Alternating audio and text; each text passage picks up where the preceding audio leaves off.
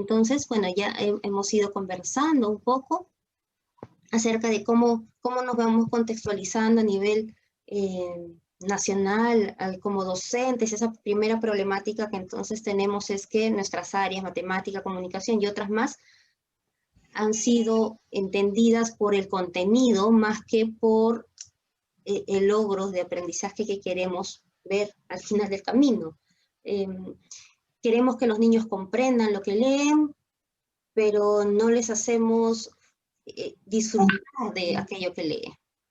No, esa palabra es el terror, ¿no? Esa palabra es, no la mencionen porque acá nadie tiene que disfrutar, acá todo el mundo tiene que aprender. Y con las matemáticas pasa lo mismo. Tú no tienes que jugar, tú tienes que aprender. Y entonces las palabras juego, la palabra diversión, la palabra entretenimiento, la palabra desplazamiento han sido las más perseguidas por nuestros sistemas, por los mismos padres. Mientras los cuadernos estén más llenos, pues significa que el niño aprendió más. Y ustedes seguramente coinciden conmigo en que mientras más hagan los niños, es cuando más van a poder aprender, cuando más lo disfruten. Y aquí entra todo el tema de la educación emocional también, ¿no? Cómo es que me encuentro frente a los retos que se me plantean desde los diversos cursos. Entonces, bueno, esa es un poco la perspectiva que tengo del trabajo en aula, y estoy segura que ustedes comparten conmigo esta necesidad de transformar la percepción que tienen los otros acerca de las áreas. No queremos que sea memorizar solo por memorizar. La memoria es buena, claro que sí, hay que trabajar en ella, pero no sin entender el porqué, sin encontrarle el sentido, el propósito de lo que queremos lograr. Entonces, pues vamos a iniciar compartiendo lo que traigo como propuesta. Bien, ustedes me dirán si se ve la pantalla. Todavía. Todavía. Todavía este milagrito.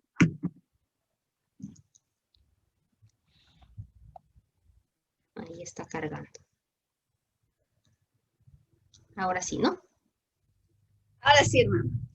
Muy bien, entonces la idea pues es tener una reunión. Esta no es una charla, entonces vamos a conversar, ¿ya? Vamos a ir conversando de hito en hito, y la idea es que sea una reunión con docentes transformadores de Purus. Ustedes son, ¿no? Ahora, pero también no solo de Purus, también de Pucallpa y en realidad de todas las personas que están aquí. Entonces, ¿cómo enseñar matemáticas a los niños? Es la gran pregunta que nos hacemos. Voy llegando, y la propuesta es partir de experiencias etnomatemáticas, que nosotras seguramente hemos conocido, hemos escuchado, y posiblemente también lo estamos trabajando. Eso sí quisiera que al final lo podamos comentar. Y la propuesta es trabajar desde la etnomatemática como una experiencia que nos va a permitir conocernos, que va a permitir entender, valorar la diversidad cultural que existe en absolutamente todas las civilizaciones, en todas las sociedades, en todas las culturas, ¿no? Entonces, no pretendemos que la etnomatemática solamente se entienda desde el trabajo con determinadas comunidades, ¿no? Debería existirla dentro de toda cultura, vamos a decirlo así. Responder entonces a la diversidad cultural y entender, por supuesto, una matemática como una construcción humana, social, que permite darle sentido a aquello que nos rodea. Pretende explicar, pretende también entender qué hay detrás de aquello que nos rodea, qué hay detrás de una medida, qué hay detrás de una dosis de nuestras medicinas, por ejemplo. Claro que hay matemáticas, porque hay proporción, detrás de la construcción de nuestros hogares, detrás de la utilización de líneas, puntos en los gráficos, en los textiles. Toda esta construcción humana es matemática. Por lo tanto, la propuesta es que redescubramos estas matemáticas en el entorno. Bien, entonces, bueno, ¿qué enseñamos? Partimos de lo básico, del conteo. En los primeros grados empezamos con el conteo, con los más pequeñitos. Y ustedes saben que cuando hablamos de conteo, no necesariamente estamos entendiendo al niño de 5 o 6 años que empieza 1, 2, 3, 4, 5, 6, 7, 8, 9, 10. Mamá ya sé contar, o la madre, ¿no? Mi hijito ya sabe contar, mi hijita es una genia porque tiene solo 4 añitos y ya cuenta hasta el 10. ¿No? Es lo primero que nos dice, uy, ya cuenta. Sin embargo, lo que ha pasado aquí es que hay una cadena, ¿no? Entonces he empezado 1, 2, 3, 4, 5, 6, 7, 8, 9, 10. He contado, he llegado al máximo, pero todavía no hace una separación entre el significado del 1, del 2, del 3, del 4, ¿no? Por las palabras y, por supuesto, tampoco en las representaciones de lo que significa cada uno de los números. Por ahora, solo está recitando. Luego va a venir, en el momento del conteo, un proceso en el que ya va a ir estableciendo esa primera aproximación entre lo que significa 1 y el significado del 1 como gráfico. El número está escrito, tengo la palabra 1, U-N-O, o tengo la palabra one en inglés, o la tengo en el idioma achaninka, o la tengo en quechua, o la tengo en cualquiera de los idiomas, ¿no? De nuestras comunidades. Pues muy bien, estas representaciones también son distintas según cada cultura. Por ejemplo, nosotros trabajamos con el número 1 y para nosotros no importa el objeto que sea, no importa el objeto, lo que importa es la cantidad de veces que está representado el objeto. Por ejemplo, para mí siempre 1 será esto, un gato. 1 está representando, es el número asociado a un objeto, en este caso el dibujo, ¿no? 1. Para otro, pues la representación 1, un objeto concreto, lo estoy tocando, esto es también la representación del 1. Y si ustedes se han dado cuenta, uno es un objeto y el otro es un animal, y no hay ninguna diferencia entre el significado que le doy al número 1. Sin embargo, para algunas culturas, sí, incluso hay los términos que utilizan para decir 1 es diferente. Cuando estamos hablando del 1 animales, tiene una palabra, y cuando hablamos del 1 en objetos, estamos utilizando una palabra similar o no, pero es una palabra distinta. Entonces, nos damos cuenta que nuestras culturas, cada una de las civilizaciones tiene una propia representación. Y esto es una construcción social, ¿no? Cada una ha ido descubriendo. Y le da un valor a ese 1. Entonces, estamos trabajando ya no solamente con la memorización de los números, estamos trabajando también con la asignación del significado que le doy a este número que está en mi mente, que es abstracto y que tengo yo para apropiarme. ¿Bien? El significado del número.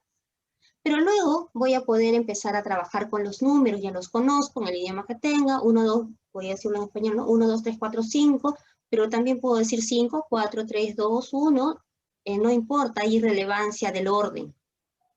Trabajamos con la irrelevancia del orden. Esto se trabaja con los niños pequeños también, ¿no? Cuando estamos hablando de la adquisición del número, la adquisición la construcción del número. Y ustedes han visto a los niños pequeños, por ejemplo, cuando empiezan, ¿no? 1, 2, 3, 4, 5, 6, empiezan, ¿sí? Y si le decimos, muy bien, estás contando y has contado hasta el 6. Ahora vamos a ver, tienes 3 manzanas, ¿qué sigue? El niño en ese primer intento no dice 4. El niño empieza otra vez, 1, 2, 3, 4. Ah, ahora tengo 4 manzanas. Y le agregamos uno más. No dice 5, dice, uno más, ya. 1, 2, 3, 4, 5, hasta que llega. ¿Verdad? Esa es una respuesta común. Va a pasar por un proceso en el que vamos a tener el tema de la conservación del número, que es lo que le llamamos, ¿verdad? Entonces, tengo 3 manzanas, ¿cuántas tienes? 3 manzanas. Le aumento 1, 4. Ya no hice el proceso del conteo número por número, dedo por dedo, en mi caso me estoy ayudando con los dedos. También podría ayudarme con los objetos o con las manzanas, que sería mucho mejor, ¿no? Ya me acuerdo. Entonces estoy trabajando con la conservación. Estos procesos tendrían que ser mediados por el docente a partir del descubrimiento. Vamos, descubrimos cómo es que tú cuentas. Pero, ¿qué es lo que nos pasa? ¿Cuál es seguramente nuestra situación? Es que nosotros somos quienes les enseñamos al niño. Muy bien, niños, vamos a aprender. 1, 2, 3, 4, 5. Bien, entonces nosotros somos, y si el niño dice 1, 2, no, niño, es 1, 2, 3, 4. Yo he visto maestras hace algún tiempo cuando el niñito tenía sus muñequitos, sus juguetes y quería contar. Estamos con nuestro material didáctico, niño, guarda esos juguetes. Y entonces su material base 10 que la maestra había traído, pues para el niño no era tan representativo, no le gustaba mucho, qué sé yo, ella quería jugar con sus muñecos. Otra quería jugar con sus plumones y quería contar los plumones para ver, para separarlos, y no los permitían. ¿Por qué? Porque tenía que utilizar el material didáctico que había traído la maestra, ¿no? Que era su material de base 10. Entonces, ¿qué hacemos? Rompemos con este acercamiento del niño a la construcción de sus propias estrategias para el conteo. Esto luego se va a ir hacia lo que es el cálculo. Lo mismo, ¿no? El cálculo asociado también con la estimación. ¿Cuántos, por ejemplo, ¿no? Ya, ¿cuántos plumones tengo aquí? Ustedes pueden decirme ahora mismo cuántos plumones tengo aquí. Ustedes tendrían que contarlo y algunos, pues a la vista me van a decir seguramente la cantidad.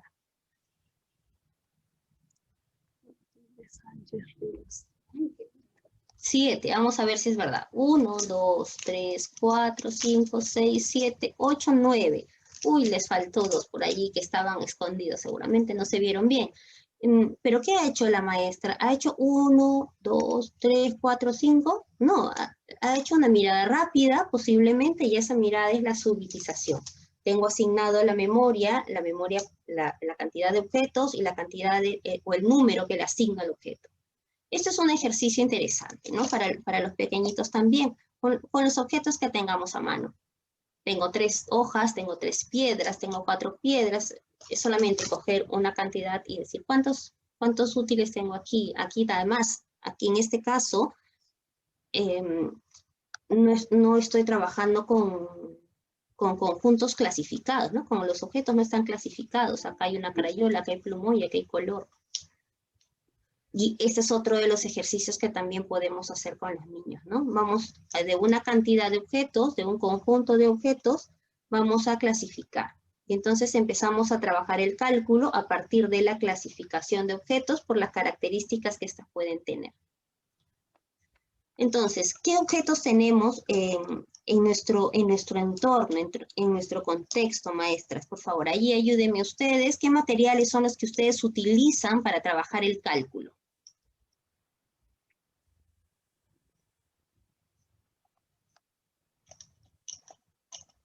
Los primeros, ¿no? Seguramente los primeros, los dedos, ¿no? El cuerpo humano, esto es lo primero que utilizamos, esto es siempre. Pero, ¿qué más utilizamos? Objetos concretos. Y esos objetos, piedritas, piedras, por ejemplo, muy bien. Chapitas, palitos, ¿no? Muy bien. ¿Y estos materiales concretos, los llevan ustedes al aula o los niños los tienen que conseguir? Normalmente en los primeros grados, maestra, ya la maestra tiene equipado su aula donde están todos sus cosas, ¿no? Porque los niños vienen como inicial, también tienen sus juegos, ¿no? Sus logos. Entonces en primaria también la maestra se tiene que prevenir con todo su material para los niños, para no estar buscando ese momento. Hay niños que no traen, ¿no? Entonces para asegurar, pues son muy pequeños todavía. Poco a poco se les va dando responsabilidades en los siguientes grados, o al finalizar el grado, ¿no? dependiendo cómo vaya la disciplina. Muy bien. Sí, maestra. Esto es algo que nosotros, por ejemplo, proponemos, ¿no? El que cada uno de los niños pueda construir también sus propios materiales. Tenemos menestras. Ahí está. ¿No? Cascaritas de aguaje. Tráete tus menestras, tráete las pepitas. Además, luego las vamos a sembrar, a ver qué pasa, ¿no? Nosotros, por ejemplo, acá tenemos a nosotros, digo, acá en mi casa, ¿no? El limón, y lo que he estado trabajando es, esto se va a acabar en un instante, en un ratito, me parece. Si se cierra, les mando otro enlace. ¿Ya? Perfecto, gracias. ¿Ya? A través de la hermana les mando otro enlace. ¿Está bien, hermana? Sí, está bien. Sí, continúa. Ya, entonces, lo que nosotros proponemos es que los niños pues traigan los materiales que tengan en su casa. Pueden ser algunas menestras, pueden ser los fideitos si los pintamos, por ejemplo. Ya tenemos algunos materiales de colores, tenemos hojas, podemos tener cartulinas para que ellos puedan hacer sus propios dominó con las pepitas. Les hablaba del limón. Con las pepas de limón, vamos a jugar con las pepas de limón y luego las vamos a plantar. Ustedes vieron que al inicio de la pandemia tuve esa necesidad de descubrir y me pregunta, ¿y qué pasa con estas pepas de limón? Vamos a plantarlas, y las lancé ahí una de las macetas y ahora ya tengo 2 macetas con unas plantas de limón que han crecido mucho y están muy, muy lindas. Y esto lo he descubierto. Yo he descubierto recién, ¿no? La cantidad de agua que debo echarle, cuántas veces le tengo que echar, cómo han crecido, el espacio que tienen. Cuando hay muchas, pues no llegan a nacer como debería, o se mueren muy pronto. Entonces voy descubriendo también que tienen su espacio. Y aquí estoy haciendo matemática. Estoy dándole a cada una de las pepas, por ejemplo, a cada una de las pepas de limón, estoy dando un espacio determinado en mi maceta. Y esto me ha permitido tener ahora una maceta simpática, ya está grande. Se las traería en un momento, si no, pues voy a ver de tomarle una foto y enviarla, ¿no? Entonces, esto podemos trabajar con los estudiantes para el cuidado, y también allí estamos trabajando la responsabilidad en el cuidado de la planta, en el verla, en conocer la forma de la hoja, diferenciarla seguramente de otras. Entonces, hasta aquí estamos haciendo conteo, estamos trabajando con cálculo, estamos haciendo las medidas, porque podríamos ir anotando en nuestros cuadernos. Los niños como observadores son los que van a ir anotando cuántos días ha demorado para crecer, cuánto ha crecido cada día, porque podría ir tomándole medidas. Y las medidas no necesariamente con una regla, maestras, ¿no? El inicio con la unidad de medidas que ellos deseen, que puede ser, por supuesto, arbitrarias. Claro, con un palito. Ellos van midiendo con un palito, con una tiza, quizás, o haciendo alguna marca, alguna forma, para decir cada día, desde los productos que utiliza y cómo luego los grafica, pues tener sus propias medidas. Y luego el trabajo de las formas, ¿no? A ver, descubrir qué formas, círculos, cuadrados, rectángulos están en nuestro entorno. Y esta asociación de las formas, importante también para no confundirlas con las figuras, ¿no? Estas formas, a ver, son cuerpos geométricos, solo son figuras que están en un plano. Claro que al niño no le voy a decir, por supuesto, pues esta es una figura bidireccional porque solo tiene plano, base por altura. No. O esta es una dimensión 3D. No hace falta hablarle de dimensiones, pero sí en que entiendan esta necesidad de la percepción, ¿no? Porque yo puedo decir que estoy observando, aquí estoy observando un círculo, ustedes están observando un círculo. Sin embargo, es la perspectiva que ustedes pueden tener. Aquí podrían decirme, esto es un rectángulo, ustedes están observando de manera plana un rectángulo. ¿no? Entonces, ¿qué posición de mi figura, cómo la podría dibujar como para poder entender que esto realmente, pues será un cilindro, ¿no? Es un cuerpo geométrico. ¿Y cómo se hace este cilindro? Entonces puedo ir trabajando incluso en la construcción, cuando son niños un poquito más grandes, por supuesto, puedo ir trabajando en la construcción de un cilindro. Trabajo en la construcción de un cilindro, por ejemplo, sabemos nosotros que para la construcción de un cilindro podríamos tener círculos, uno superpuesto, uno sobre otro. Estoy en una zona, dice que no abre bien acá con facilidad. Ah, por eso entonces no quiere entrar. Yo estoy en San Juan. Ya. Glorita, ¿puedes apagar tu micrófono, por favor? Se escucha, interrumpe. Ya una profesora está llamando, quiere ingresar, pero está lejos. Ya, madrecita, gracias. Gracias. Continúa, Verónica. Ya, habían algunas personas que querían entrar, pues ya les dije que sí. Eran varios, estaban esperando. Bien, entonces, pues tenemos la asociación, les decía, de las formas y de las figuras y cómo podríamos ir construyendo con los niños para descubrirlas. Imagínense ustedes que teniendo nosotros un rectángulo un rectángulo pegado, ese es un palito, yo tengo acá un palito que podría ser la figura del vector, y a este palito le puedo pegar un rectángulo, bien, un rectángulo, eso puede ser más pequeño, ¿no? Un rectángulo más pequeño, así por ejemplo, ¿ya? Y sobre una base, sobre la base del palito, le voy a dibujar, le voy a colocar, por ejemplo, una base circular. ¿Está bien aquí? Entonces lo que vamos a hacer es ir colocándolo de esta manera.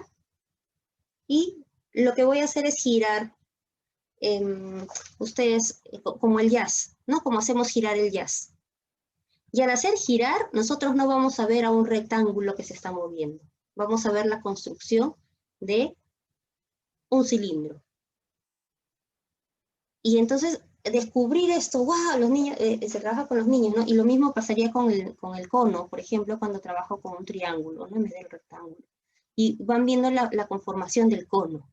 Y es muy, muy interesante. Esta situación que les planteo tiene que ver con la creación de un problema, de una situación. No, entonces no entendemos que el problema únicamente es el que está escrito y el que decimos, María tenía 5 hectáreas de tierra y luego su tío pues le regaló 2 más, solamente esa es la situación de un problema. Ese es el único problema, el único tipo de problemas que nosotros les podemos plantear. No, para nada, maestro, sino desde la pregunta, y entonces insistir mucho en la pregunta. Esto es fundamental. Entonces, vamos a seguir. Y aquí, por ejemplo, vamos entrando un poco más a la comunidad. El cálculo de las dimensiones de las casas construidas, por ejemplo, ¿qué pasa en nuestra casa? ¿Cómo los niños podrían hacer una maqueta, podrían hacer un prototipo de la casa en la que viven? Y estamos trabajando de matemática, estamos hablando de dimensiones, estamos hablando básicamente de geometría. Tendrían ustedes seguramente muchos arquitectos en potencia aquí construyendo las casas, pensando en el propósito de quienes van a vivir en la casa, la dimensión que debería tener, ¿no? Por ejemplo, en un proyecto que se hizo en Costa Rica, maestra, les cuento, eso fue muy, muy interesante. Nos cuentan, ¿no? Las casas son redondas. Las casas son, en una comunidad, ¿no? Las casas son redondas y el techo, pues, es similar al de la imagen, así, ¿no? Con las hojas secas, que son las que los van a proteger. Y estas casas redondas son construidas en función también a la cantidad de personas que van a habitar en la casa, pero también a la altura de las personas. Entonces hay una proporción muy interesante entre la base del terreno que les ha sido asignado para la construcción de la casa, entre la proporción de espacio que podría utilizar cada uno de los miembros de esta casa y, por supuesto, la altura. Y luego, estas casas están construidas en circunferencias, en una circunferencia, luego otra, después de otra altura, nuevamente otra circunferencia y nuevamente otra circunferencia más, ¿no? Que va a ser el esqueleto de nuestra casa. Entonces tenemos estas tres circunferencias que van a ser luego rodeadas por las maderas o por las hojas. Otra de las actividades que nosotros podemos trabajar, les venía diciendo, es el cálculo de las dimensiones en las casas construidas. Pero, ¿quién nos puede dar esa información, maestros? ¿Quién le puede dar esa información a los niños? ¿Los maestros tenemos que ir a preguntar? ¿No sería muy interesante que los niños de la comunidad tengan ese deseo de querer saber el por qué las casas tienen determinadas formas, determinadas alturas? Porque debe haber una razón, no solamente es, construimos un techo para que nos proteja la lluvia, o del frío, o del sol. Hay una razón, hay un sentido. Qué importante será que los niños puedan revalorizar nuestros saberes, los saberes de nuestros mayores. Y entonces proponemos la situación en la que los niños son los que se convierten en los periodistas, en los antropólogos, en los arquitectos, en los ingenieros, en los maestros de la comunidad.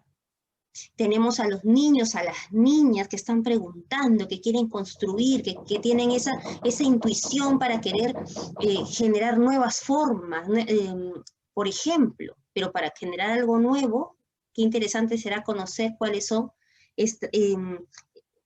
estos saberes ancestrales. Y de eso no hay escrito, maestro. No hay muchos escritos. Y ustedes pueden ser las maestras, los maestros que reporten, que sistematicen cómo es que aprendieron los niños a partir de ese reconocimiento, de ese valor que se le da a sus comunidades. Entonces, eso sería genial. Incluso para los mismos niños, cuando luego vean esos cuentos, esos libros de situaciones que ustedes, maestros, han construido con ellos, plasmadas en un libro y que estén sus nombres, sus dibujos, sus construcciones, las fotos de lo que ellos han construido. Eso los va a animar muchísimo. Y entonces estamos revalorando la importancia de la educación para valorar nuestras culturas. Entonces, este es uno de los propósitos muy importantes. También tenemos otra actividad que se puede trabajar con las niñas, con los niños. Estas dimensiones, por ejemplo, de las dosis que nos dan para consumir las hierbas medicinales. Imagínense, yo encuentro, me dicen, para el dolor de estómago es muy bueno el orégano, ¿no? Eso nos decía mi mamá, y mi mamá le había enseñado a su mamá, y así, ¿no? Viene de herencia, ¿no? Tomar orégano si te duele el estómago. Muy bien. Pero, ¿qué cantidad? ¿Tendrá que ver la cantidad de orégano que voy a utilizar con la proporción de mi cuerpo? Posiblemente. O según el dolor que tenga. También, ¿no? ¿Qué tan intenso será el dolor? ¿Tomo poquito? ¿Tomo mucho? Y este es un saber que lo vamos rescatando. Estoy muy segura que las personas más mayores conocen más de las proporciones de las medicinas según la cantidad, según las cantidades, por ejemplo, hacemos puños, hacemos por el tamaño de las hojas, hay una agrupación y hay una asignación de la cantidad según lo que yo quiero atender. Por ejemplo, cuando hay golpes, la hoja, nos ponemos la hoja de llantén, ¿no? Eso es un saber cultural también, ¿no? Medicinal, ponemos la hoja de llantén caliente sobre las articulaciones para que nos curen. ¿A qué grado de temperatura tendría que ponerlo? Porque si es demasiado me quemo. Tengo que conocer hasta cuánto puede resistir mi cuerpo. Voy a medir la temperatura entonces. Matemática. Ahí tengo matemática. Y parece que no, pero claro, estamos trabajando entonces y apostamos por traer esos aprendizajes que nos trae la herencia cultural. Luego, el observar las herramientas que tenemos en las comunidades. ¿Cómo hacen los pobladores para traer unas piedras de mayor tamaño de un lugar a otro? Todos van con su camioneta y agarran la piedra y la colocan en la camioneta y ya está, ya la transportaron. Siempre hay camionetas, todo el mundo tiene camionetas. Nadie tiene necesidad de transportar esas piedras para tener para hacer los pozos o para hacer alguna construcción con piedra, por ejemplo. Hay formas para transportar cantidad de personas que necesito para transportar una piedra de gran tamaño de un lugar a otro. Pero no la cargan. Tienen sus propias herramientas, seguramente con juncos, con palos, y los palos se van colocando como estos diagramas de Tales, ¿no? En donde tenemos las rectas que no son paralelas y tenemos rectas que luego son secantes, por ejemplo, de esta manera, para poder colocar, ¿no? Y de allí surge la carretilla, ¿no? Por ejemplo. Y eso lo vamos trabajando con los niños pequeños, construyendo con ellos. Entonces necesitamos salir al campo, necesitamos movilizar. ¿Qué haríamos? ¿Cuál sería mi estrategia para movilizar un objeto pesado de un lugar a otro? ¿Qué hacemos para que no pese tanto?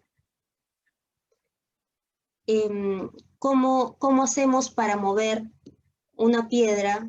Una sola persona, ¿cómo hace para mover una piedra? Porque utilizan a veces la palanca, pero lo usamos porque le dijimos que lo usen, no necesariamente porque el niño descubrió de qué manera podría transportar. Entonces, la propuesta pues sigue siendo el que los chicos puedan atender siempre a la cultura de los pueblos. Ahora, un problema que nosotros, con lo que nosotros nos encontramos, maestras, seguramente, es que nos piden alinearnos al currículo nacional. Pero el currículo nacional no está pensado para las diversidades, ¿no? Currículo, claro, nacional, todo el mundo tiene que hacer lo que nos pide. Y bien, ¿de qué manera nosotros podemos atender a nuestra comunidad? Sin dejar de lado el currículo, por supuesto. Estoy pensando en las competencias, estoy pensando en las capacidades, pero sobre todo estoy pensando en mi comunidad. Y ese es el trabajo que ustedes seguramente hacen arduamente y es muy complicado y es muy difícil porque cada familia tiene su propia diversidad. Y esto es natural, ¿no? Cada familia tiene una diversidad cultural. Y eso pasa en todos lugares. Entonces, aquí está lo que les iba comentando, es necesidad de trabajar los significados asociados con la historia de los pueblos, la identidad cultural geográfica, trabajar en los gráficos. Nuestras culturas tienen muchos gráficos, las telas, tienen los telares y las pinturas, y tenemos los hilos pintados con las hojas, con tintes naturales. ¿Cómo son estos procesos? ¿Qué matemática hay detrás de estos procesos? Tiene que ver con temperaturas, tiene que ver con cantidades, tiene que ver con la cantidad de hilo que voy a utilizar, tiene que ver con la ubicación, tiene que ver con líneas maestras. En los telares hay líneas, que es la representación de las rectas. Tenemos segmentos, ¿no? Un segmento, la unión de varios segmentos, cómo se va bordando, cómo se va tejiendo. Cuánta matemática hay, cuánta geometría hay en los telares que trabajan nuestras comunidades. ¿Y esto cómo lo descubro? Preguntando, yendo, mirando, trabajando con los niños. Y que ellos puedan preguntar, siempre revalorando, por favor, a los mayores, ¿no? a los sabios de la comunidad. trabajar con los sabios de la comunidad. Y es allí cuando ellos se vuelven nuestros acompañantes pedagógicos. Porque claro, nosotros en las escuelas tenemos, ¿no?, los acompañantes pedagógicos. Y yo puedo ser una acompañante pedagógica de ustedes, pero no conozco a los niños. Entonces mi acompañamiento es limitado. En cambio, estoy pensando en la maestra o en el maestro Luis Alberto, por ejemplo, trabajando con los niños, yendo a las comunidades. Chicos, ahora todos somos periodistas y vamos a entrevistar y vamos a hacer una nota con lo que ustedes traen. Y en todo ese proceso hay matemática, ¿no? Desde la diagramación de su propio diario de la comunidad. Entonces, si se están dando cuenta, la propuesta para generar los problemas, la creación de problemas y la resolución de problemas, no me estoy centrando definitivamente, no me estoy centrando en proponer los problemas típicos, los conocidos, los que estarán en todos los libros. Estamos trabajando necesariamente en generar problemas llamados situaciones de aprendizaje real, situaciones reales de aprendizaje, en donde ellos tengan la necesidad de dar solución a partir de su creatividad, a partir de su mirada crítica del problema, de entender lo que se necesita y también de la argumentación, ¿no? Por ejemplo, bueno, esto es lo que ya les comentaba, el cálculo de las dimensiones, la insistencia del recojo de la información. Entonces, maestras, maestros, ¿qué requerimos? Atender a la cultura de los pueblos y de las familias. La cultura de las familias es fundamental, esto es muy importante. El acompañamiento, les decía, el acompañamiento de los líderes comunales, porque ellos pueden dar un aporte sociocultural a nuestro trabajo. La necesidad de talleres de campo para abordar los conocimientos culturales, siempre, insisto, con los sabios de la comunidad. Preferimos conocer los saberes ancestrales y la matemática que aportó a la cultura. ¿Cuáles son los productos que elaboran en la comunidad? ¿Cuáles son los productos más comunes que se elaboran en la comunidad, maestros?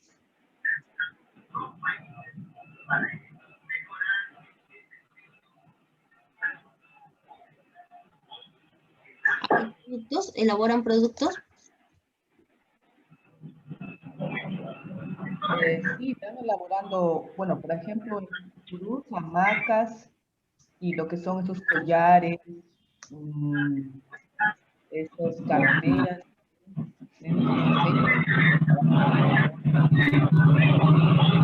Por ejemplo, en el caso de los collares, ¿en los collares tenemos matemática? Claro, ¿no? Por supuesto que sí. Estamos trabajando con patrones, estamos trabajando clasificación, estamos trabajando simetría. Trabajamos simetría también en los collares, ¿no? Y esto es algo que no necesariamente se evidencia. Cuando nosotros queremos trabajar con las hamacas, por ejemplo, la decisión del tamaño de los hilos que voy a luego tejer, las formas. Hay triángulos, tienen que ver triángulos porque los triángulos son los que dan soporte. Y esto es parte de toda una cosmovisión cultural que no es difundida. O sea, se queda en la comunidad, no sale. Entonces, maestros, yo les animo para que pues, siempre con el trabajo de los niños se vuelvan protagonistas, se vuelvan los periodistas que hacen documentales. Ahora es mucho más sencillo trabajar con los documentales, porque siempre vienen de Canadá, han venido de Francia, han venido de Alemania, a conocer nuestras culturas y hacen unos documentales muy bonitos de la comunidad. He encontrado algún documental de Purús, por ejemplo, hecho por franceses. ¿Y dónde están nuestros protagonistas? ¿No? Que son ustedes. Entonces, podemos ir haciendo algo muy interesante con las matemáticas y con todas las áreas. Entonces, otra actividad que es muy interesante, y ya casi voy terminando, por ejemplo, es la creación de situaciones que sean sencillas para los niños, pero maestros, podría ser en una situación real, proponer 3 alternativas de solución y les damos a los grupos, cada uno de los grupos va a encontrar cuál es la mejor estrategia y la va a defender. Estamos trabajando de esa manera la argumentación. Y los niños serán los que tienen que llegar a la conclusión de que esa puede ser la mejor solución. Y estamos formando con esto a los futuros líderes de la comunidad. Entonces, acá hay toda una implicancia del trabajo de la ciudadanía, de la interculturalidad, a través de las matemáticas. Por ejemplo, aquí, por ejemplo, ¿no? Mi propia historia. ¿No? Mi propia historia. ¿Cómo construyeron mi casa? Preguntar, ¿no? ¿Cómo construyeron mi casa? ¿Qué elementos necesitaron? ¿Las medidas son adecuadas a nuestros tamaños y a la cantidad de personas que vivimos? Seguramente se van a dar cuenta que sí, o de repente dirán, no, es que estamos muy juntos, o cada uno tiene un espacio propio, o compartimos el espacio, y eso los lleva a una mirada más reflexiva, más crítica también, y proponer alternativas de solución si encontraran que entonces hay una problemática, ¿no? Profesor Luis, por favor, ¿puede apagar su micrófono? Gracias, para que continúe. Gracias. Ya está. Entonces, perdón, maestro Luis, yo le he silenciado su micrófono. Y pues bien, por ejemplo, también podemos trabajar, resolver sin tener conocimientos matemáticos. Al revés de lo que siempre nos dicen, ¿no? ¿Qué hacemos con los niños? Primero les enseñamos matemática y luego les damos una batería de ejercicios para que ellos resuelvan. Pero el niño no entendió la explicación, no importa, tienen que resolver. ¡Ah, qué terrible esta situación! Vamos al revés. Todavía no le enseño, solucionemos. Vamos a construir, vamos a hacer el prototipo de nuestra casa. Vamos a construir nuestra casa con palitos, con ramas, en pequeñito. Es nuestra maqueta. ¿Cómo construirías tu casa? Y eso, maestros, no es para los niños de 6º grado solamente. Desde pequeños pueden construir con los materiales que tengan. Podemos descubrir a un arquitecto allí, a un ingeniero. Maestra, yo no tengo nada. ¿Tienes para pintar? Dibújalo. ¿Cómo dibujas? Y estamos trabajando en la visualización, geometría. ¿No? ¿Cómo concibes tu casa? A ver, esa representación mental está allí en tu día a día. ¿Cómo lo harías? ¿Cómo construirías? Estamos trabajando entonces matemática, visualización. Estamos trabajando con el registro figural. En este caso, con una representación gráfica.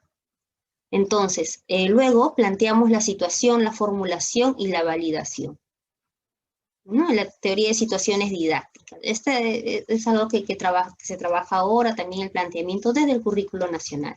La situación que les planteamos, justamente esta de trabajar haciendo nuestra casa. Vamos, podemos trabajarlo en equipos incluso, ¿no? Trabajamos nuestra casita, a ver qué le vamos a colocar, qué ramas son las mejores, con qué voy a amarrar las ramitas para hacer las columnas, ¿no? Con qué material, qué hilo tendría que utilizar para que las ramitas pues estén fijas, ¿no? Si no, mi casa o mis paredes no van a soportar nada. Y además el diseño de las casas, ¿no? Bien, esa es mi situación. Los chicos piensan en la situación, piensan en la resolución de ese problema, piensan en las estrategias, las ponen en práctica y las comentan con sus compañeros. Aquí habremos llegado a la etapa de la formulación. Comentar a sus compañeros qué hicieron, por qué eligieron ese hilo, por qué eligieron esas maderas, por qué eligieron esas hojas, por qué no otras, por qué las dispusieron de tal manera, ¿no? ¿Por qué no las han colocado todas una sobre otra? ¿Por qué han juntado, a lo mejor han juntado varias maderas y luego han puesto una que las atraviese como para darles la firmeza? Pero eso no se lo dijo la maestra, eso lo descubrieron ellos, Entonces lo formulan y lo presentan a sus otros grupos de compañeros. Y los compañeros ven, escuchan, preguntan y validan la estrategia de los niños. Son ellos los que validan las estrategias que han seguido los compañeros. Ahora, puede ser que en la formulación hayan algunos, a lo mejor, ¿no? Han percibido algunos defectos, a lo mejor pueden decir, no, pero mira, tu pared no está tan derecha, o tu pared podría no va a resistir, y cuando llueve este techo no está fuerte, y le dan, le devuelven, a esto le llamamos devolución. Bien, le devuelven el problema a los niños, tienen que volver a pensar y nuevamente vamos a la acción. Entonces, esta situación, cuando hablo de situación, la situación de acción, han llegado a una acción, han formulado, todavía no han validado porque les han dado algunas sugerencias, han vuelto a la acción y nuevamente lo presentan y ahora sí. Bien, la comunidad, o sea, todos los otros niños validan, muy bien, esa casa funciona o estas casas funcionan. Y aquí estamos haciendo entonces también nuestro trabajo colaborativo, ¿no? Todos unidos. Estamos enlazando contenidos, estamos trabajando la argumentación, esta es una de las competencias orales, por ejemplo, en el área de comunicación, estamos trabajando la argumentación matemática, en el caso de la disposición de los elementos, estamos trabajando con la articulación de la identidad cultural, geográfica, histórica. Y esos son elementos de personal social. Estamos articulando áreas. Y ustedes dicen, ¿cómo? Pero si solamente le dije que construya una casa. No es cualquier casa, es la casa de la comunidad. Entonces hay todo un trasfondo. Y siempre esa mirada de proponer esa reflexión crítica y la creatividad que debe haber en los niños. ¿Bien, maestros? ¿Vamos bien? Pues ya casi vamos. ¿Sí? ¿Vamos bien? Listo. ¿Está interesante? Sí, profesora. Muchas cosas que no sabía, me estoy actualizando. Eso es, gracias, maestra. Entonces, hermanita, tenemos como la palabra clave aquí, ¿no? El acompañamiento. Ya habíamos dicho antes que nuestros sabios de la comunidad son los mejores acompañantes pedagógicos, ¿no? Que son los líderes comunales también. Y claro, necesitan proyectar esa importancia de la educación para que la comunidad siga avanzando. Entonces, tenemos al estudiante y tenemos al docente en el centro y tenemos tres elementos importantes, que es la formación, la devolución y la retroalimentación. Hablemos entonces. Esa formación continua de los actores educativos es fundamental. Y ustedes son los actores educativos, pero no están solos. Están los padres de familia, que deben también comprometerse a esta necesidad de acompañamiento. Y serán los que den los insumos también para que los niños puedan trabajar en sus pequeñas investigaciones, ¿no? Pequeñas o grandes investigaciones. Y de esta manera nos vamos formando para la vida. No solamente nos dedicamos a hacer problemas y a resolver ejercicios de memoria. Estamos formándonos para resolver problemas sociales, resolver problemas de la vida cotidiana. A través de una situación problemática, como ya hemos comentado, con la importancia de la pregunta y cómo esta pregunta tiende a tener una respuesta que va a desarrollar autonomía en los niños. Muy importante, trabajar en la autonomía de las niñas de la comunidad, de los niños de la comunidad. Y a este proceso de devolución de las preguntas le llamamos... justamente por eso se llama, ¿no? Devolución, ¿no? El maestro no le da las respuestas. Bien, el maestro no da la respuesta. Y ya les comentaba de la guía, la orientación y la transformación a partir de la reflexión de lo aprendido, y aquí muy importante el recojo de evidencias. Seguramente nosotros estamos todo el tiempo, y las evidencias, cómo vamos a trabajar. Ya el hecho del registro de la elaboración de estas maquetas, como le comentaba, ¿no? De la casita, por ejemplo, esa es una gran evidencia de todo el proceso, ¿no? Entonces aquí, pues yo les pregunto a ustedes, ¿qué piensas de los procesos de enseñanza y aprendizaje de las matemáticas desde la cultura? ¿No? Con todo esto que hemos ido conversando, ¿qué piensan de ello?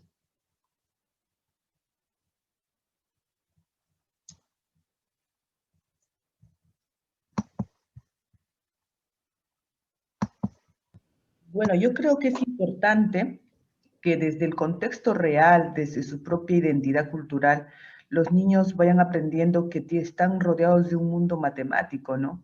Y a veces los libros que el ministerio nos da, a veces hemos caído, porque yo también he estado en aula en algún momento, en que nos dicen, el libro tienen que avanzar, y venía semáforo, o venían a las supervisiones, los de la UGEL, y decían, a ver cuánto avanzó tu libro, ¿no?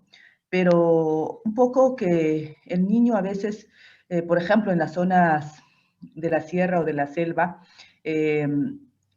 no es lo mismo que en la costa, ¿no? Entonces, visualizar, por ejemplo, un animal en una historia o un objeto o una planta, el niño es muy concreto y a veces eso es lo que nos falta, ¿no? Contextualizar a su propia realidad, y es por eso que como la matemática llega a ser, llega a un punto de que los niños deben ser concreta específicamente, porque todavía él no llega al nivel abstracto, le es difícil y a veces le tienen terror a la matemática, ¿no? Y es una de las cosas que últimamente también he visto en los profesores desde la ODE, es que hemos ido avanzando en esto de llevarlo desde sus propios conocimientos, ¿no? Y cada vez la primera también ha llegado ya a aterrizar la matemática. Lo que sí nos falta un poco es también al uso del dinero y el intercambio, porque yo, por ejemplo, ahora en la epidemia estaba con niños enseñándole el área de matemática, pero una cosa es a veces, le digo, a ver, me vas a comprar esto en la tienda, toma la tal cantidad y devuélvemelo.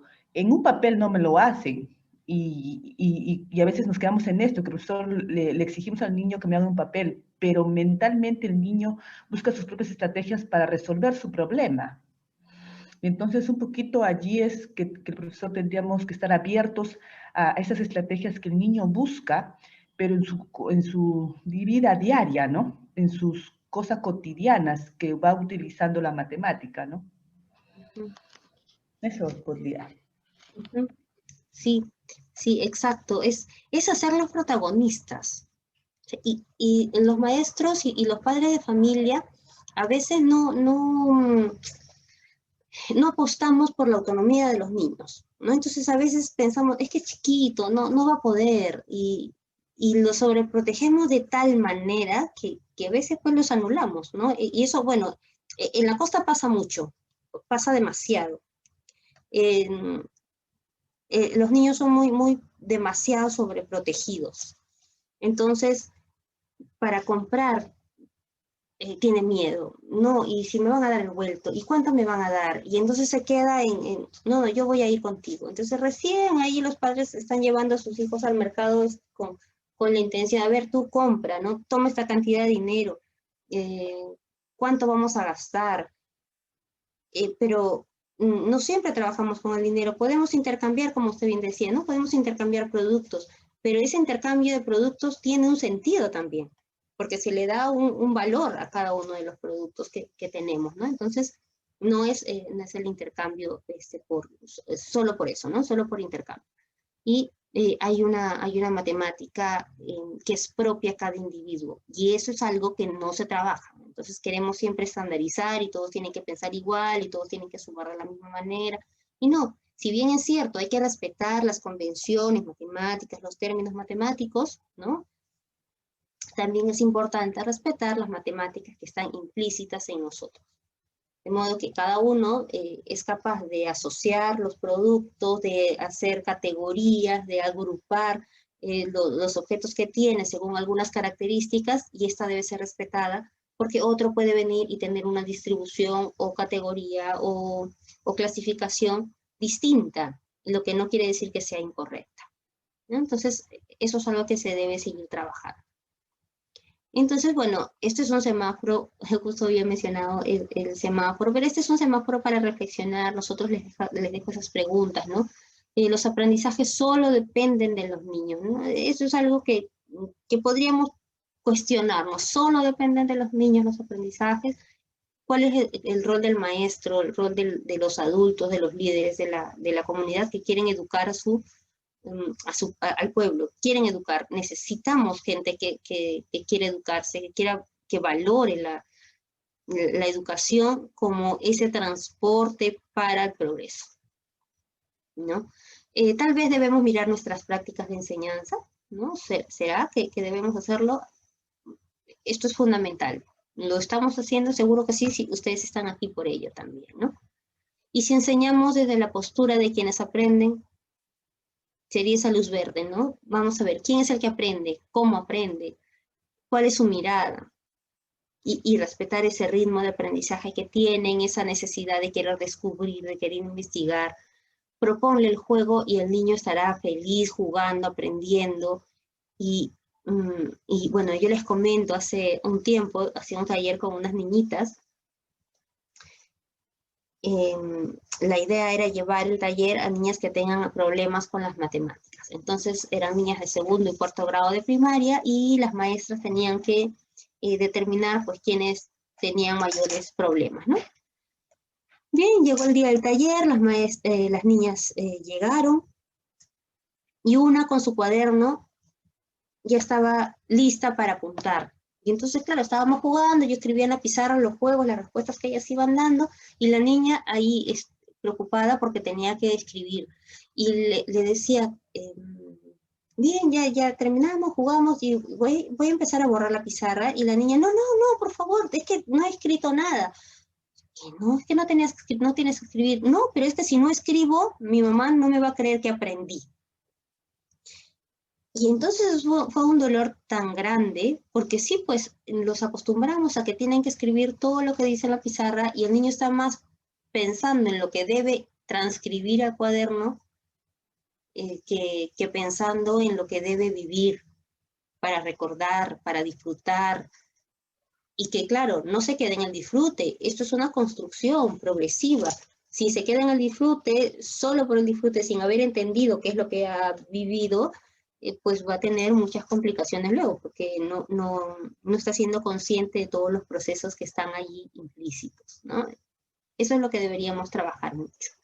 Y bueno, maestros, entonces, con esto, pues, ya he terminado. Y claro, la idea ahora es preguntarnos, ¿no? ¿Cómo se han sentido en esta sesión, en esta reunión? Comentar un poco y bueno, agradecer por su participación y su compromiso con la educación. Son ustedes estos educadores para niños que son ya ciudadanos y ustedes tienen esta meta de educar para ser ciudadanos que hoy dejan huellas en sus estudiantes y en los padres de familia, ¿no? Y en toda la comunidad. Como les decía al inicio, ustedes son maestros transformadores. Y bueno, aquí les dejo mi correo para cualquier consulta, con toda la confianza, por favor, ustedes solo me comentan. Y ya para finalizar, comentarles un poco, nosotros tenemos un proyecto que va a Purús, ojalá que crezca, claro, a todas las comunidades que quieran también, ¿no? En adelante.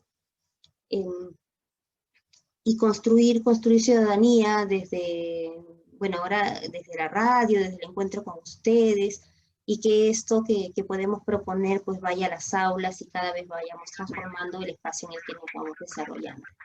Y maestras, entonces, muchas gracias. Muchas gracias, Verónica. A mí hasta ahora me encanta matemáticas, ¿no? Y como está presentando Milagritos, es una manera muy fluida, muy didáctica, muy emotiva y levanta al niño su autoestima y las ganas de querer aprender con cosas concretas de su medio, de su contexto, ¿no? Según sea su contexto, si está en la ciudad, está en el campo, está en la zona rural, en la zona periférica, está lejos, por ejemplo, así como esté en Burús, ¿no? Donde ella dice, no hay una camioneta para todos, de repente cada uno no tiene una camioneta, ¿cómo transportar las cosas? ¿Cómo hacer una miniatura de casita? De repente ese niño en el futuro, cuando se le enseña esa cosa tan sencilla y que parece tan simple, a la vez es una cosa compleja, ese niño de repente va a ser un gran ingeniero, ¿no? Yo me acuerdo que a mi hijito yo le daba cosas así de reciclaje, ¿no? Con toda mi corazón y con toda mi energía le daba de lo que podía, le daba sus pinturitas o esto, sus botellas de reciclaje, y él hacía sus piletas que derramaban su agüita y todo, y ese niño ahora estudiando diseño de interiores, construcción, electrónica industrial, en sus vacaciones, ya venía a construir mi casita, y estoy en mi casita nueva, la mitad de mi casa él me la ha construido, él así de, digamos, el que ha dirigido, ¿no? Y mi hijita desde allá también con su videollamada, mis dos hijos. Entonces, de esto depende de las maestras que le demos al niño cuando está pequeño, en sus primeras infancias, sus primeros años, los primeros grados, darle esa confianza en matemáticas. Ese niño va a ser un gran matemático de manera sencilla, sin tener ese pavor, ese miedo, ¿no? Porque normalmente se le tiene miedo a matemáticas, de verdad. Gracias, profesora. Muy linda su ponencia, muy sencilla y muy práctica y muy profunda a la vez. Gracias. Gracias, maestra Gloria. Sí.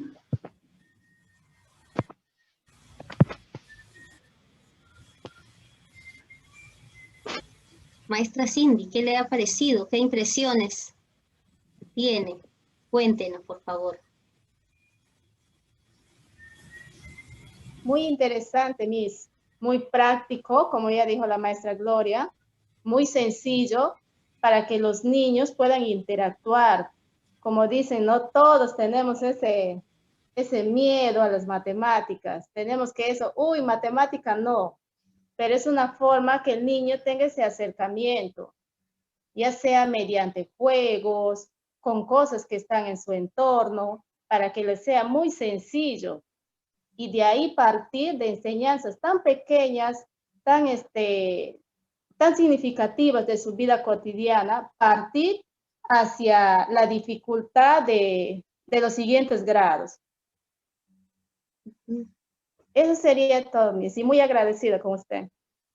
Gracias, maestra. Efectivamente, nosotros tenemos nuestros mapas de progreso, ¿no? A nivel curricular, sabemos que las competencias van a lo largo de toda la escolaridad, pero ya Freudenthal, que es un matemático, que justamente el creador de la matemática realista, que es uno de los fundamentos de nuestro currículo, ¿no? Del área de matemática, nos habla. La matemática es contextualizada, es realista, en tanto el niño puede imaginarlo, primero. Si lo puede imaginar, entonces sí podremos decir que ese problema o esa situación a la que le presento o al que lo acerco va a ser realmente significativo, ¿no? Eso primero. Luego, entonces, matemática realista siempre que el contexto sea posible de imaginar. Esto es fundamental. Y luego, que la matemática en realidad es una construcción, como habíamos dicho, una construcción social, humana, pero que no es única en la escolaridad. Nosotros ya hemos crecido, somos mayores, estamos enseñando a los niños y seguimos descubriendo matemáticas. Y seguimos descubriendo los patrones matemáticos que están en una planta, en un girasol, por ejemplo. O como yo les decía, ¿no? En mi descubrimiento de cómo iba creciendo en mi plantita de limón, ¿no? Yo estoy muy emocionada con la plantita de limón. Y es algo nuevo para mí, siendo maestra ya en el pregrado. Entonces, como esta teoría, la que veníamos aprendiendo de los libros, ahora, realmente ahora, cuando vivo, es cuando tiene sentido, ¿no? En el trabajar con material reciclado, por ejemplo. Qué importante trabajar con material. Le voy a enseñar, permito, un ratito, les voy a mostrar algo que hice. Ya. Esto es por la pandemia. No es que esté libre sin hacer nada, maestras. No saben ustedes, tengo cantidad de trabajo, pero el arte es mi salvación. Entonces me hice esto. Ojalá les guste. Material reciclado. Y ustedes ven que esta es una jirafa. Y claro, la jirafa es el más alto. Sí, pero si lo comparo en un personaje, no como personaje de mi cuento, junto con el dinosaurio, pues es más pequeño. Y entonces, ahí estoy trabajando también esa noción de medidas, esa noción de es más grande que, o más pequeños que en relación a con lo que comparo, ¿no? Y estoy trabajando, bueno, cuando lo hacía, después me puse a pensar, ay, mi jirafa es más pequeña, está bien, ¿no? Está bien, está bien que haya hecho esa relación. Y bueno, son conos del papel toalla, ¿no? Y este del papel higiénico. Y un poco de témpera y ya está. Y bueno, y ahí están mis brillitos para poder trabajar, los pinceles, que es un poco más grande. Y esta era una base que tenía de un adorno que se había roto, ¿no? Entonces, pues ahí silicona y listo, y pegar, y para hacer la base también, ¿no? Bueno, para hacer las bases, cortando un poco los bordes de los cartones. Y entonces, y esto surge, ¿no? Esto surge, no he hecho, mi matemática ha estado implícita allí, ¿no? Para poder medir, para poder pegar, en dónde colocaba la silicona, por ejemplo. También el patrón, no sé si se puede observar, acá hay unas pequeñas flores que son pues de bisutería que tenía por allí, de un collar que se rompió y bueno, no boté, no había botado porque eran unas rositas muy bonitas y bueno, y es trabajar la creatividad un poco, darle rienda suelta también a esa necesidad de encontrarnos con el arte. Y a través del arte podemos llegar a construir ciudadanía, a matemáticas, comunicación, porque de ahí va a salir un cuento, ¿no? El cuento de la jirafa y el dinosaurio. Y trabajo todas las áreas, ¿no? Y estoy ahora reciclaje, estoy trabajando entonces también con el área de ciencia y ambiente. Y esa es la propuesta, articular áreas. Sí, algo que nosotros hablábamos es de la integración de áreas, ¿no? Que estamos viendo especialmente en el área, tanto en los niveles de primaria y ahora también implica inicial y secundaria, que nos implica el currículum, ¿no? Gracias, Verónica. No sé, bueno, algunos que querían preguntar ya no se conectaron. Vamos a mejorar la próxima vez sobre esto un poco, sobre la conexión. Más bien disculpará por los inconvenientes. Estamos en el aprendizaje, ¿no? Todos en hacer estos vínculos y más para Purús, que es más difícil la línea. Más bien, muchas gracias a ustedes por participar y a los que estuvieron. Gracias, Glorita, porque eres también la promotora bastante de invitar a muchas personas. Y gracias, Verónica. Estaremos en otra sesión en el cual también nos sigas compartiendo, porque creo que esta es una pequeña introducción y unas pinceladas, ¿no? Sobre cómo hacer que el niño le guste la matemática y cómo integrar áreas, porque una de las cosas que se nos pide es eso, ¿no? Que con las áreas de ciencias, que es lo más difícil integrar con las que tiene que ver con las de letras y todo eso, ¿no? Igual con personal social, como juntar y con ciencia y ambiente, ¿no? Agradecerles y terminamos por este día, ¿no? Y agradecerles a los que han podido participar. Y agradecerle también a Dios que nos ha permitido, nos da vida y todavía nos tiene sanos, con salud, en medio de esta situación, ¿no? Agradecerles a todos y muy buenas tardes. Vamos a despedirnos con el Señor ya que empezamos con Él. En el nombre del Padre, del Hijo y del Espíritu Santo. Amén. Pidamos por nuestro Perú al Señor de los Milagros para que Él sea siempre el que nos acompañe y acabe ya el fin de esta pandemia y el sufrimiento de cuántas personas en el Perú, en el mundo entero, están necesitadas de muchas cosas, especialmente de la salud, o su economía o su familia. Vamos a agradecerle y diciendo gloria al Padre, al Hijo y al Espíritu Santo, como era en el principio, ahora y siempre, por los siglos de los siglos. Amén. Señor de los milagros, ten piedad de nosotros. Señor de los milagros, bendice a nuestras familias. En el nombre del Padre, del Hijo y del Espíritu Santo. Amén. Muchas gracias, Verónica. Saludos a todo el equipo y estaremos en contacto. Y como ya sabemos, tu correo, así cualquier docente también puede consultarte. Sí, Sí, nos puede acercar. Muchas gracias.